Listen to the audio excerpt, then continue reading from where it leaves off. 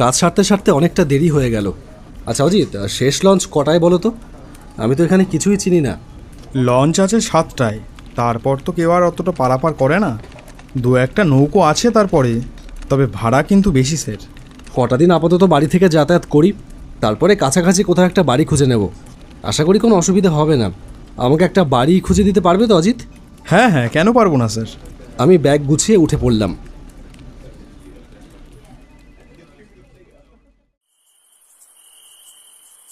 Post office বন্ধ করে যখন বেরোতে যাব, তখন দেখি আকাশে মেঘ ঘনিয়ে এসেছে।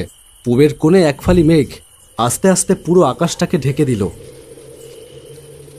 তার সাথে ঝোড়ো হাওয়া আর বাতাসও শুরু হলো।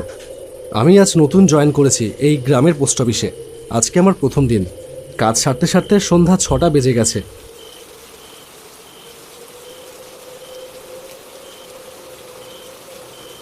বৃষ্টি শুরু হয়ে গেল তো, আবার ঝোড়ো হাওয়াও ছাড়ছে। আজকে মনে হয় নৌকো খেয়া সব বন্ধ থাকবে স্যার। চলুন আমার বাড়িতে, আজকে রাতটা না হয় আমার বাড়িতেই থাকবেন। না না, আমি চলে যেতে পারবো। বাড়িতে সবাই আমার জন্য অপেক্ষা করছে। আমাকে বাড়ি যেতেই হবে। কালকে আবার আমার বাচ্চাটার ডাক্তার দেখাবার ডেট। লতা একা সবটা পেরে উঠবে না। তাহলে দেরি করবেন না স্যার, তাড়াতাড়ি চলে যান। সেই কথা মতো আমি তাড়াহুড়ো করে খেয়াঘাটে আসি। আগের থেকে ঝড়ের দাপটটা অনেকটাই বেড়েছে, সেই সাথে বৃষ্টিও পড়ছে। বিদ্যুৎ চমকাচ্ছে তার সাথে। সেই বিদ্যুতের আলোয় দেখলাম নদীর বিশাল বড় বড় ঢেউ। তা দেখে ভয়ে বুকটা ছ্যাঁত করে উঠল। আজকে কি তাহলে বাড়ি যেতে পারবো না? দেখলাম দূরে পাটাতনের ওপরে একজন লোক বসে আছে। লোকটা আমাকে দেখে বলে উঠল, একটু দাঁড়িয়ে যান, বৃষ্টি থামলে একটা দুটো নৌকো পেলেও পেতে পারেন। তবে সাবধান, স্টিমার যদি আসে একদম উঠবেন না, একদম উঠবেন না। আমি দাঁড়িয়েই রইলাম। খেয়াঘাটের শেডের তলায় বৃষ্টির হাত থেকে রেহাই পেলাম। বৃষ্টিতে প্রায় ভিজেই গেছি। কি আর করবো, আশপাশে দাঁড়াবারও কোনো জায়গা নেই। আর এই লোকটাও যে বৃষ্টির মধ্যে কেন বসে আছে কে জানে। হয়তো উনিও নৌকোর জন্যই বসে আছে। কতক্ষণ দাঁড়িয়ে আছি জানি না। হঠাৎ ঘড়িটা দেখে বুঝতে পারলাম রাত 8:30 বেজে গেছে। তখনও চলছে এক নাগাড়ে বৃষ্টি। হঠাৎ সেই বৃষ্টির মাঝে একটা ছোট আলোক রেখা আর একটা ভুটভুটি আওয়াজ এগিয়ে আসছে ঘাটের দিক থেকে, অন্ধকারের বুক চিরে। যাক বাবা, বাঁচা গেল। খেয়াঘাটে থামতেই আমি উঠে পড়লাম স্টিমারে।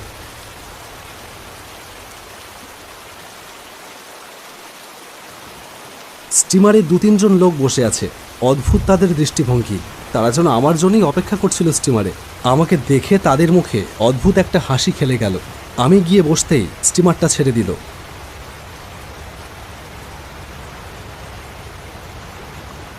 হঠাৎ করে খেয়াঘাটে বসে থাকা সেই অপরিচিত লোকটা চিৎকার করে বলে উঠল, ওতে যাবেন না বাবু, ওতে যাবেন না, নেমে আসেন। ওতে যাবেন না বাবু, ঝাঁপ দেন, বাঁচতে চাইলে জলে ঝাঁপ দেন। লোকটা তখনও চিৎকার করেই চলেছে, বাবু ওতে যাবেন না বাবু, ওতে যাবেন না। ততক্ষণে স্টিমার ছেড়ে দিয়েছে। বৃষ্টি উপেক্ষা করে এগিয়ে চলেছে স্টিমার। চারিদিকে ঘোর অন্ধকার। পাশে বসে থাকা বয়স্ক ব্যক্তিটা মাথায় হাত দিয়ে বসে আছে। তা দেখে আমি জিজ্ঞেস করলাম, আপনি এইভাবে বসে আছেন কেন? আপনার কি শরীর খারাপ লাগছে? তুমি আবার একটা উপকার করবে বাবা। তুমি তো ওপারে যাচ্ছ, আবার একটা কাজ করবে। এই কাজটা না করলে যে বড় বিপদ বাবা। আমি হতবাক হয়ে গেলাম। আমি কি করতে পারি? আচ্ছা বলুন। আমার ছেলেটা শহরে লেখাপড়া করে। এই যে এই কাগজেই তার ঠিকানা লেখা আছে। এই ঠিকানায় তুমি কিছু টাকা পাঠিয়ে দেবে বাবা। এই যে এই টাকা ওর পরীক্ষার টাকা। আপনি তো শহরে যাচ্ছেন, আপনি তাহলে দিয়ে দেবেন। না বাবা, আবার যাওয়া হবে না। জানি না তুমিও যেতে পারবে কি না। যদি যেতে পারো তাহলে এটা দিয়ে দিও বাবা। আমার এইটুকু উপকার করো তুমি। এমন সময় সেই লোকটার কথা থামিয়ে দিয়ে পাশে বসে থাকা আরেকটা লোক বলে ওঠে, হ্যাঁ, উনি এর আগে আমাকেও বলেছিলেন, কিন্তু আমিও পৌঁছাতে পারিনি শহরে। আপনি আমারও একটা কাজ করে দেবেন। আমার মা শহরের হাসপাতালে ভর্তি। এই টাকাটা পাঠালে আমার মায়ের চিকিৎসা হবে। কি জানি কত দেরি হয়ে গেল। আমার মা যে কেমন আছে কিছুই বুঝতে পারছি না। আরে আপনারা আমাকে বলছেন কেন? আপনারাও তো শহরেই যাচ্ছেন, আপনারাই দিয়ে দেবেন। তা আর সম্ভব না। আচ্ছা, পাগলের পাল্লায় পড়লাম তো। সবাই আমাকে দায়িত্ব দিচ্ছে, অথচ সকলেই তো যাচ্ছে শহরে। এইসবই ভাবছি। এমন সময় হঠাৎ একটা বিদ্যুতের ঝলক খেলে গেল, আর তাতেই আমি লঞ্চের অপর প্রান্তে স্পষ্ট দেখতে পেলাম যেন মনে হলো কতগুলো ছায়ামূর্তি সেখানে বসে আছে। তাদের চোখগুলো যেন একবার দপ করে জ্বলে উঠল। আমি চমকে উঠলাম, কিছুক্ষণ আগেও তো ওখানে কিছু ছিল না। হঠাৎ করে এই স্টিমারটা যেন দুলে উঠল প্রচণ্ড প্রচণ্ড ঝাঁকুনিতে আর দোলানিতে। আমি ভয় পেয়ে গেলাম। আমি শুনতে পেলাম ভয় পেয়ে যাওয়া কিছু মানুষের আর্তনাদ। কিন্তু স্টিমারে তো কেউ ছিল না, তাহলে আর্তনাদ হচ্ছে কোথা থেকে? আস্তে আস্তে স্টিমারের চারিদিকে কতগুলো ছায়ামূর্তি দেখলাম।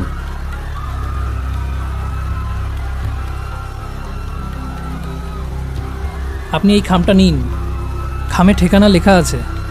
আমার মায়ের কাছে টাকাটা পৌঁছে দেবেন, আমি তো আর যেতে পারবো না। আর এই টাকাটা আমার ছেলেকে পাঠিয়ে দেবেন, নয়তো ছেলের লেখাপড়া বন্ধ হয়ে যাবে।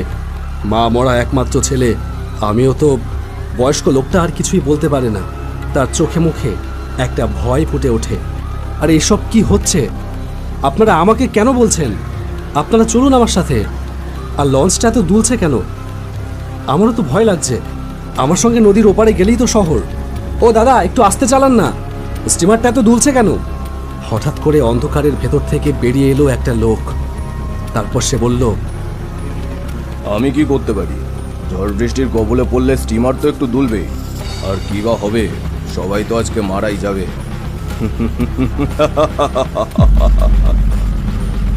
উফ, কি আমার ভাগ্য, প্রথম দিনেই পাগলের পাল্লায় বললাম। আপনি সাবধানে স্টিমারটা চালান, এত দুলছে এক্ষুনি উল্টে যাবে তো।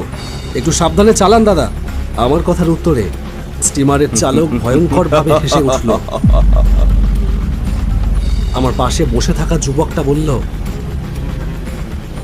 এর আগের বছর ঠিক এই দিনে এক কালবৈশাখী ঝড়ের রাতে আমি ভুল করে এই স্টিমারে উঠে পড়েছিলাম। ওই বয়স্ক লোকটাও আমার কাছে সাহায্য চেয়েছিল। আমিও তোমার মতো বুঝতে পারিনি। ঠিক সময়ের আগে স্টিমার থেকে না নামতে পারলে তুমিও আমাদের সঙ্গে চলে যাবে নরকে। তুমি ঝাঁপ দাও, ঝাঁপ দাও। হ্যাঁ বাবা, তুমি ঝাঁপ দাও, ঝাঁপিয়ে পড়ো জলে, তাহলেই প্রাণে বাঁচতে পারো। এই বলে এক প্রকার সেই যুবক আর সেই বয়স্ক লোকটা আমাকে স্টিমার থেকে ধাক্কা দেওয়ার চেষ্টা করতে থাকলো। আমি ভীষণ ভয় পেয়ে গেলাম। কি করছেন, কি করছেন? আমি সাঁতার জানি না যে। আরে আরে ছাড়ুন, আরে আমাকে ধাক্কা দিচ্ছেন কেন? ততক্ষণে স্টিমারের দুলানিটা আরও বেড়ে গেছে, যেন আরেকটু হলেই উল্টে যায়। হঠাৎ করে বয়স্ক লোকটার আর যুবকটার চেহারা পাল্টে যেতে থাকে। তাদের শরীরের রং সাদা ফ্যাকাশে হয়ে যায়, চোখের মণিগুলো সাদা। আর আশেপাশে আরও কয়েকটা ছায়ামূর্তি সরাসরি মানুষ রূপ নেয়। সবারই শরীরের রং সাদা ফ্যাকাশে, আর এক দৃষ্টিতে তাকিয়ে আছে আমার দিকে। আমি কোনো রকমে স্টিমারের একটা ছোট্ট বেঞ্চ জাপটে ধরেছি, কিন্তু এরা দুজনে আমাকে স্টিমার থেকে ফেলে দেওয়ার চেষ্টা করছে। বাঁচতে চাও তো ঝাঁপ দাও, ঝাঁপ দাও বলছি। আমি সাঁতার জানি না যে। স্টিমারে থাকা ওই ছায়া শরীরগুলো এবার হাত বাড়িয়ে আমাকে চাপটে ধরতে চায়। এমন সময় ওই যুবক এগিয়ে এসে আমাকে জোরে এক ধাক্কা মারে, আর আমি জলে পড়ে যাই।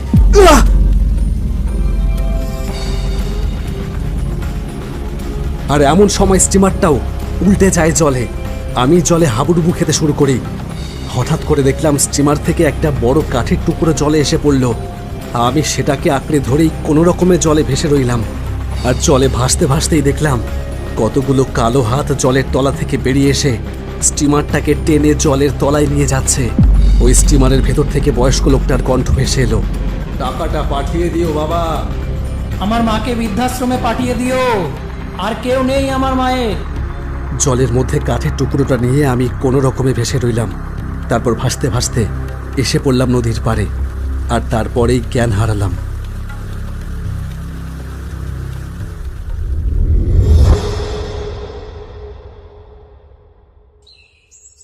পরদিন সকালে জ্ঞান ফিরতেই দেখলাম নদীর পাড়ে আমি পড়ে আছি। আমার পাশে পড়ে আছে দুটো খাম, তাতে ঠিকানা আর কিছু টাকা রয়েছে।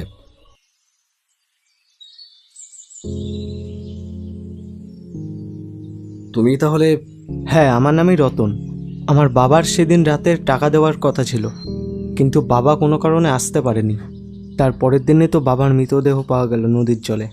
আমার থার্ড ইয়ারটা কমপ্লিট করা হয়নি, সেজন্য কি করব, কোথায় যাব, কেউ নেই আমার তিনকুলে। তাই এই ছোট্ট চায়ের দোকানটা দিয়েছি। এই টাকাটা পেয়ে আমার খুব উপকার হবে। আমি চাইলে আমার পড়াশোনাটা আবার চালিয়ে যেতে পারবো। অনেক ধন্যবাদ আপনাকে। কিন্তু আপনি এই টাকাটা কোথায় পেলেন? তোমার বাবা আমার বিশেষ পরিচিত, তিনি আমাকে দিয়েছিলেন তোমাকে দেবার জন্য। এর বেশি আর কিছু জিজ্ঞেস করো না। আচ্ছা চলি তাহলে, ভালো থেকো।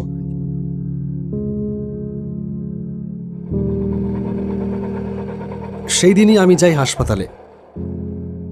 অনেক খোঁজ খবর নেবার পরে জানতে পারলাম অরুণা দেবী নামে একজন বিধবা মহিলা এখানে ভর্তি হয়েছিলেন।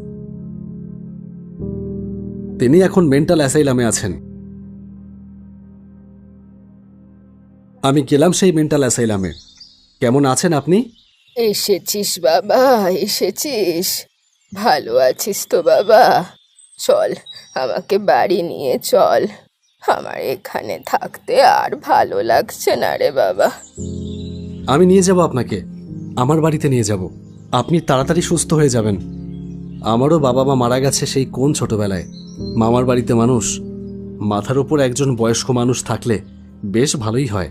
তার ছত্রছায়ায় আমি খুব ভালো থাকব। মানুষটাকে খুব তাড়াতাড়ি সুস্থ করে আমি আমার বাড়িতে নিয়ে যাব।